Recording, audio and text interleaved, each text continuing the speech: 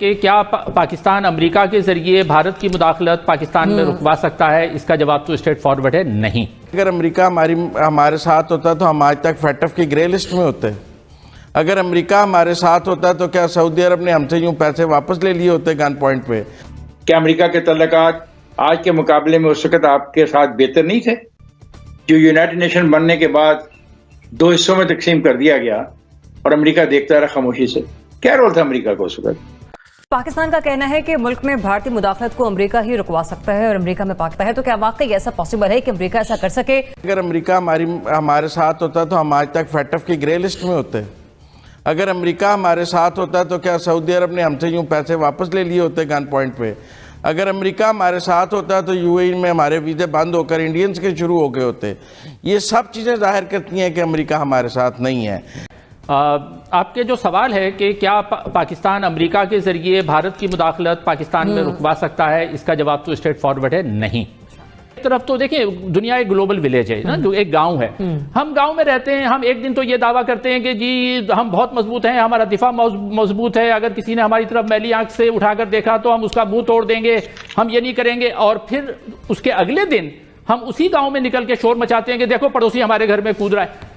तो अब दुनिया हमारी क्या सुनेगी? वो कहेगी यार तुम एक दिन एक बात करते हो, दूसरे दिन दूसरी बात करते हो। तो मोहल्ले वाले जो हैं वो क्यों हमारी तरफ से मुदाखलत करेंगे जब हम खुद कह रहे हैं कि हमारा दफा बहुत मजबूत है? जब मजबूत है तो फिर भाई रोक लो ना उसको। जब नहीं रोक पाते तो फिर आप दुनिया की तरफ देखते हैं। अमेरिका को तो छोड़ दें, आप सऊदी अरब और यूएई की मिसाल लें।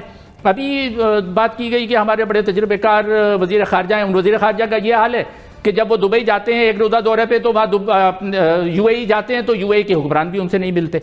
मखतूम फैमिली दुबई में, ये जाके सिर्फ वजीर खारजा से मिलकर आ गए। जो वीज़ों का मसला था वो तक नहीं हल करवा सके, हम सऊदी अरब के जरिए नहीं बुलवा सके।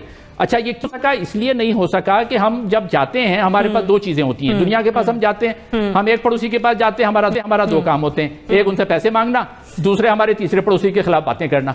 अच्छा, अब इससे दुनिया दिख आ जाती है, वो ये कहते हैं कि तुम्हारे पास और कोई बात करने के लिए नहीं है। तो जब हम पड़ोसियों के साथ मुसलसल ये शुरू करेंगे तो पड़ोसी हमारी बात नहीं सुनेंगे। अल्टीमेटली हतमी तौर पर किसी की मुदाखलत रोकना ये हमारी जिम्मेदारी है। अगर हम नहीं कर सकते तो हम कहते हैं कि हम नहीं कर सकते। उस पाकिस्तान के बारे में जिसके दो टुकड़े करने में अमेरिका खामोशी से देखता रहा, वो मुल्क जो यूनाइटेड नेशन बनने के बाद दो हिस्सों में तकसीम कर दिया गया और अमेरिका देखता रहा खामोशी से। क्या रोल था अमेरिका को उस वक्त? क्या अमेरिका के तल्लुकात आज के मुकाबले में उस वक्त आपके साथ बेहतर नहीं थे? क्या आप उसके ज्यादा हलीफ नहीं थे उस वक्त? मैं तो हैरान हूं कि हमारे सफीर क्यों ऐसी गैर जिम्मेदाराना गुफ्तगू करने के आदी हो गए, जिसको वो साबित नहीं कर सकते हिस्टोरिकली और प्रैक्टिकली। क्यों लोगों को बेवकूफ बनाया जा रहा है पाकिस्तान के अंदर? फिर हमने देख ली सबकी अमेरिका की दोस्ती। खुदा का खौफ करें, जिम्मेवारी का एहसास दें। क्यों इस किस्म की गलत बयानियां करके पाकिस्तान के लोगों को बेवकूफ बनाया जा रहा है? हद कर दी।